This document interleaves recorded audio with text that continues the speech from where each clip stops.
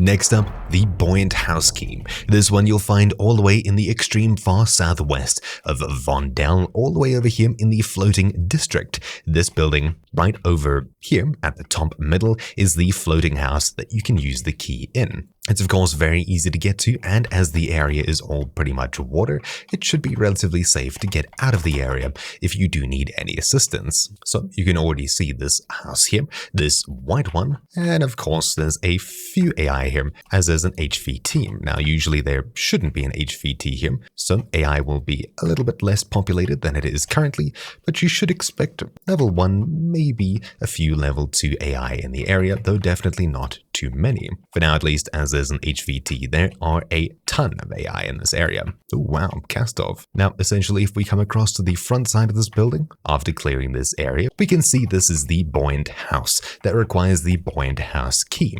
So once again, it's this big white building all the way in the extreme far southwest side of the map, right in the top middle here.